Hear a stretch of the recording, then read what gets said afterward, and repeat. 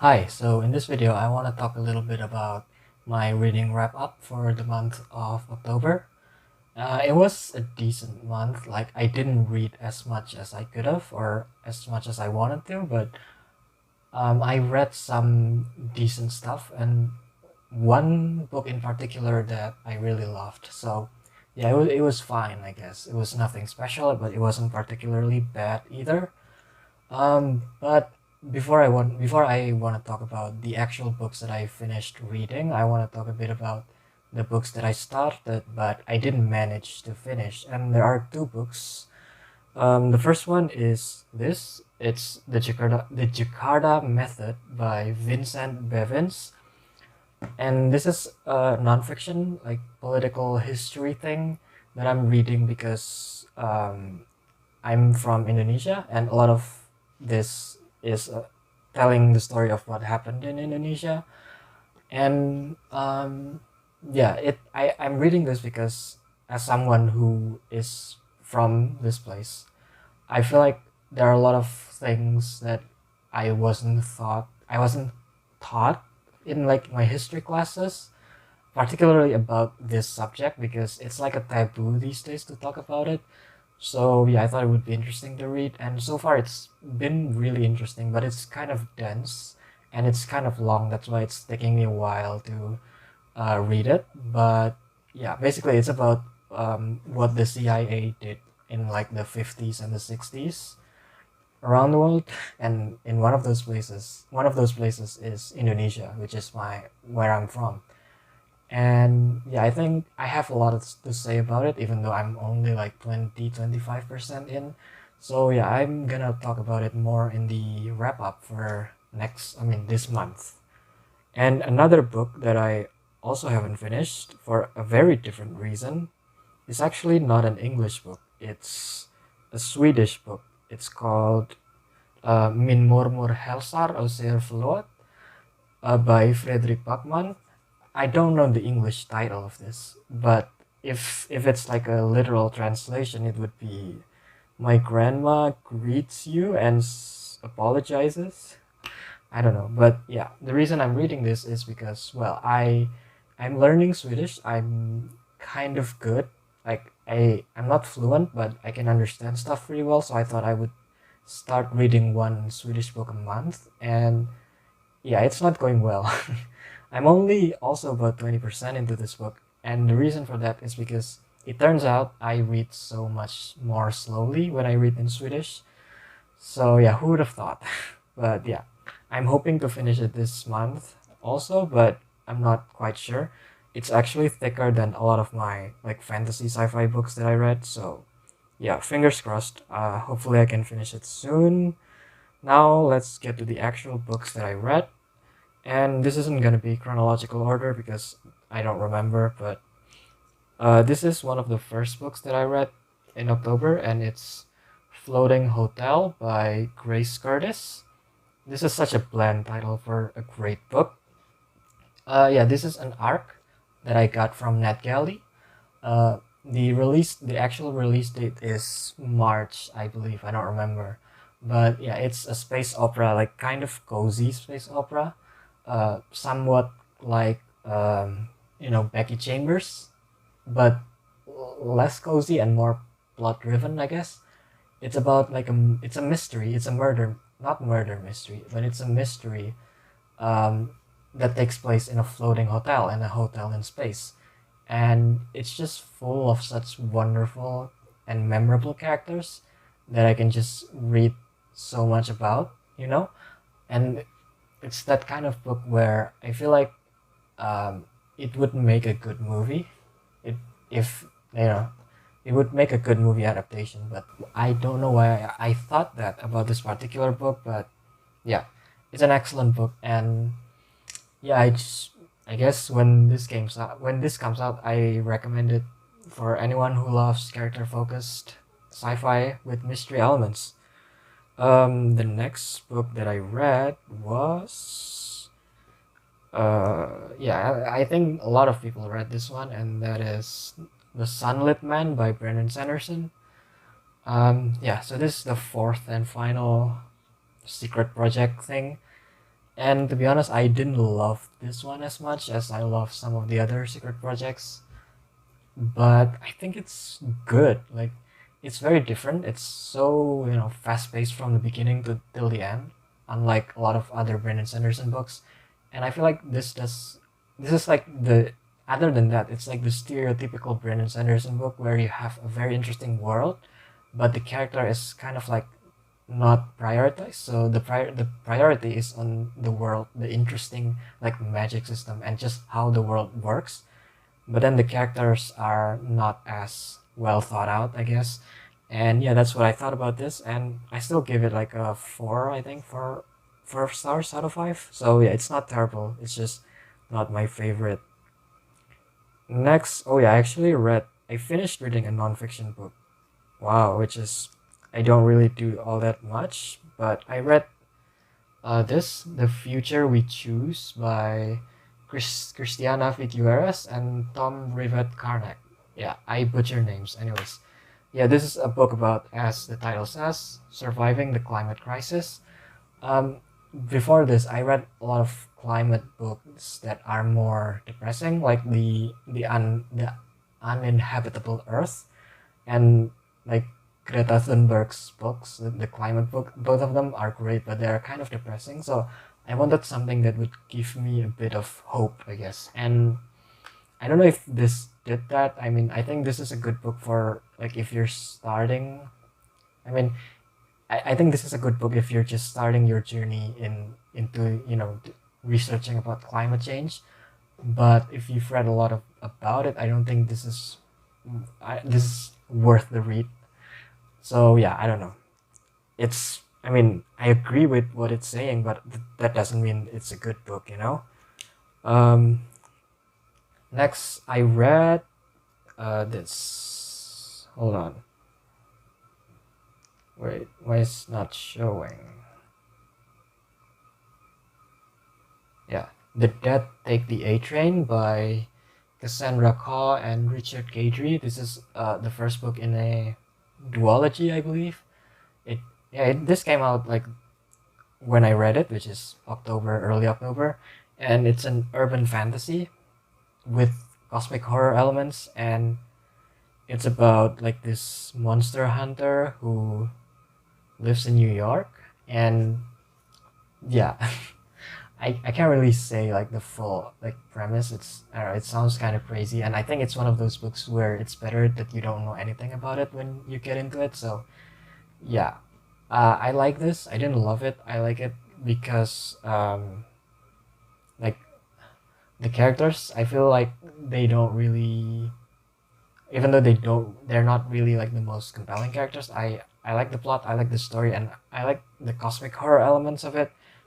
And that was why I read it in the first place, because I was craving for some cosmic horror, I guess. So yeah, it's fine. It didn't like change my world or anything, but I think I'm gonna read the sequel whenever that comes out.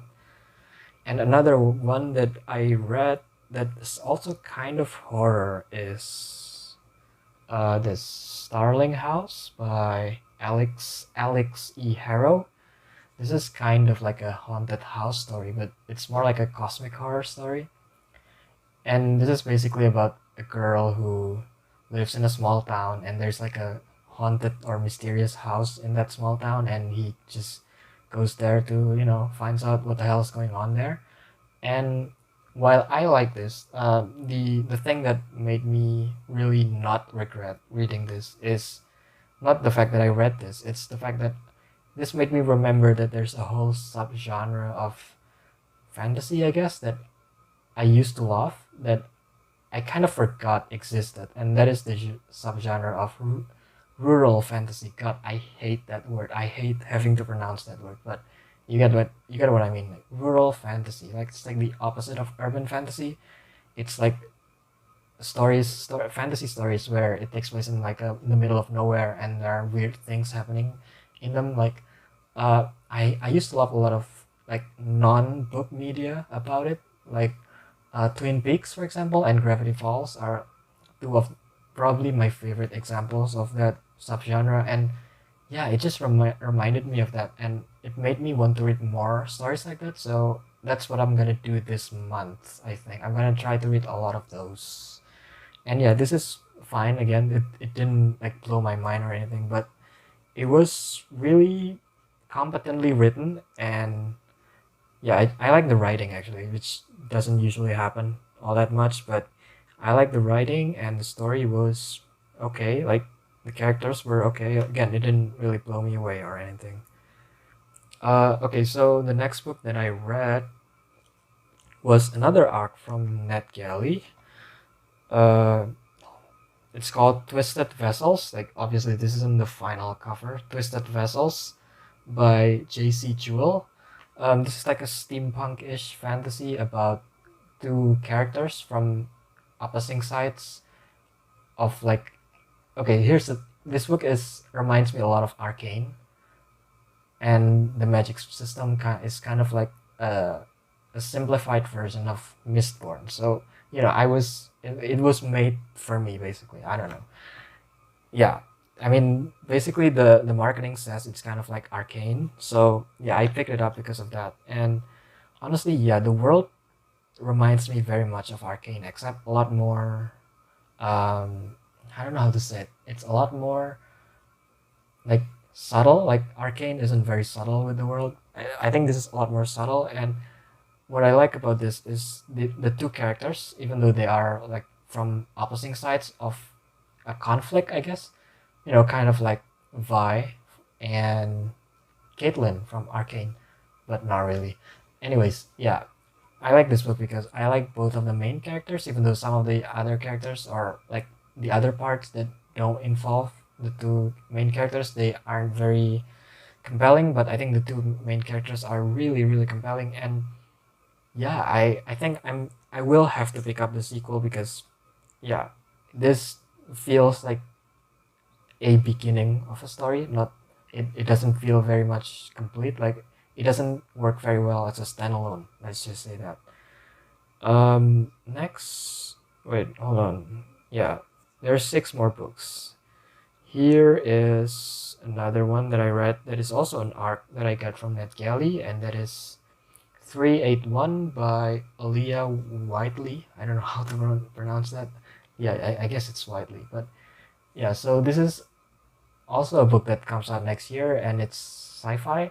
It's about this future archivist, I don't know, who is like, who found something very interesting from the internet era or whatever it was called. And basically she just tries to investigate what's going on in this internet post, which is actually just like a novella. And we get to see how she interprets all of the story.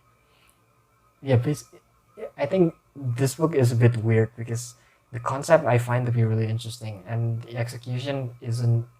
It feels like there's a lot of missed opportunities in here. So even though I didn't hate it, obviously, like the concept is really interesting, but I think the execution could have been a lot better. And then wait, hold on, where is it? Yeah, I read another NetGalley arc. This one doesn't really have a cover though, I think. So hold on. Yeah. This one doesn't have a cover, so it has this default cover. The title is I Cheerfully Refuse by Leif Enger. Yeah, I don't know how to pronounce that name either. So yeah, so this is like a literary dystopian novel, and it's about like this near future uh, community in like near lake. What's the name of the lake? I think it's Lake. The one of those big lakes in America and Canada. Like it's in that place. It takes place in that place, so it takes place a lot in the water, and like in boats and stuff. And yeah, it's a very character focused story that I feel like didn't really have too many interesting characters. I mean, the main character is kind of interesting, but everything else is just very yeah, two-dimensional, I guess. So yeah, I mean, if I read like a literary, something literary, it's usually because I want to have some really compelling characters. And while this does have one or two compelling characters, it's not enough, I think. So yeah, I didn't like this very much, but I didn't hate it either. So there's that, I guess. And the next book that I read was A Closed and Common Orbit by Becky Chambers. This is the sequel to the first book, which is The Long Way to a Small Angry Planet. And the series, like, I think you can read all of the books standalone, like, without reading the previous books, including this one. Like, if you didn't read the first one, I think you'd be fine. And honestly, I think I like this more than I like The Long Way to a Small Angry Planet. I mean, my favorite Becky Chambers story is still the novellas, like the Monk and Robot novellas that I talked about in my other video. But I think this is better than The Long Way to a Small Angry Planet. Because the cast of characters is smaller, and so there's more focus on each of them. And yeah, I think this has a bit more plot, like a bit more plot driven than the first book. So I think that helps. And yeah, I love this. I think Becky Chambers is slowly becoming one of my favorite writers. So yeah. Next, this is actually a young adult read, which I don't really do all that often anymore. And that is Threads That Bind by Kika Hatzopoulou. Yeah, I'm butchering that name just like I'm butchering every single name. And this takes place in a world where basically there are gods, but the gods they don't really appear anymore, so we only have like descendants of gods, and those descendants have some sort of powers. And yeah, it creates this really interesting magic system where the magic isn't like godlike, I guess, but they're still like very different from each, depending on which gods they are descended from. And it's about this one girl who is the descendants of one of the three fates, I think, like the Greek name is, I don't remember, it's like Moira or something. And yeah, basically she is like a private detective, a private investigator. And yeah, she has to solve this case, but it's a very, complicated case, and it involves her sisters as well. So yeah, this is a very good YA book. I think one of the reasons I don't usually like YA is because I don't know, I don't really like the way they usually depict like romance. And while there is a lot of romance here, I didn't mind it at all. Like it it wasn't really the focus of the story. I mean, kind of, but it was done in a way that even I that don't read a lot of YA was able to enjoy it still. Next, what other books did I read? Hold on. Mm, yeah, I think there's two more books if I'm not mistaken. Oh, well, actually there are three more books. Or four actually. Oh my god, I'm so terrible at counting. And yeah, I read a novella, and that is Evershore, which is the Skyward Flight novella by Brandon Sanderson and Jen C. Patterson. So there are like three novellas, and this is the last one.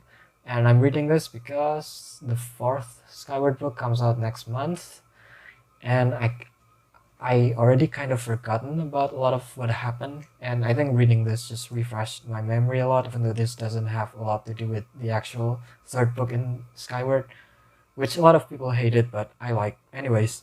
But yeah, this is actually really good. Like I think Jorgen, however you pronounce his name, the main character here is probably a more interesting main character than Spencer. So yeah, great job by this novella, I guess, to make me think that. So yeah, also this is not really this isn't really a novella, it's more like a short novel. But anyways, another book that I read was The Jinbot of Shantiport by Samit Basu. yeah, I don't know how to pronounce that name either. So yeah, I apologize. Anyways, this is a book about two siblings who's trying to stage a revolution, and it's really interesting because it takes a lot of focus. I mean, the focus on the book is on the revolution itself, so we take a look at this revolution from a lot of different point of views, and nothing gets really,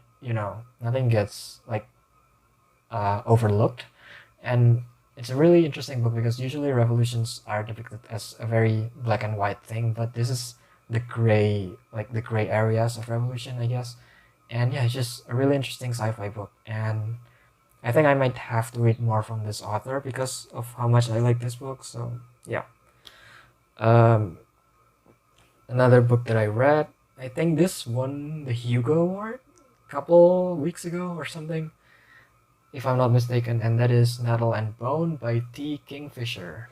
So yeah, this is about a princess who is trying to save her older sisters from, well, her older sister from like this evil prince.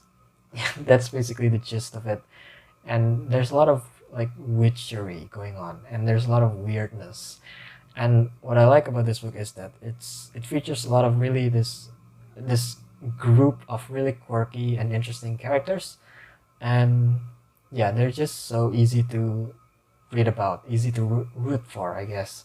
And it's not the most like, it's not the deepest book, and I don't know if this should be like a Hugo winning book, but it's fun. So it is what it is, I guess. Um, what else did I read this month? Okay.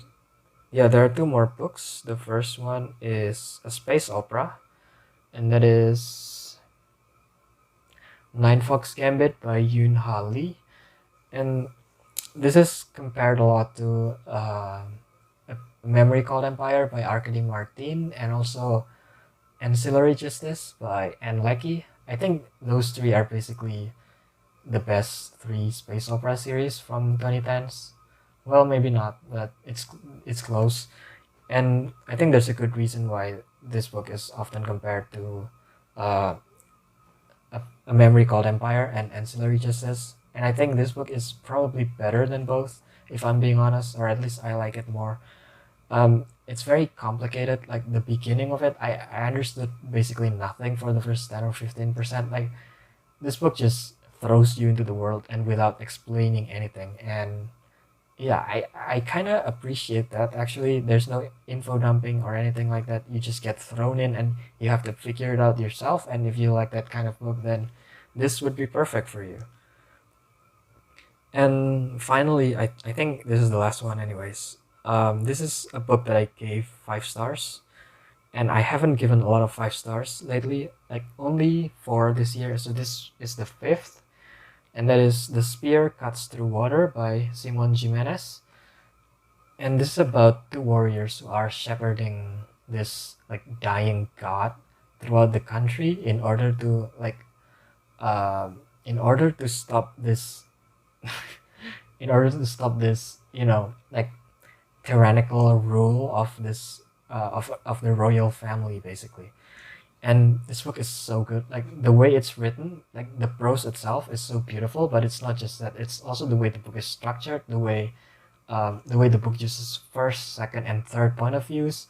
And like this book just does so many like innovative, like they're really interesting things that a lot of other books don't bother to do. And it just works, everything works so well. And yeah, I just love this. Like wow, it's amazing, and it's one of my favorite reads of the year so far. And yeah, I just finished this like yesterday, right before it became November. So yeah. And yeah, also I don't think I'm gonna do like any TBR videos because I'm a mood reader, so it depends really on what mood I am before I decide on what to read, basically. So yeah, there's gonna be no TBR, but I think I'm gonna make some like my favorite fantasy books, I guess, which this book will probably be in that list. So yeah, anyways, thanks for watching, and if you enjoyed the video, feel free to leave a like and subscribe as always. Bye.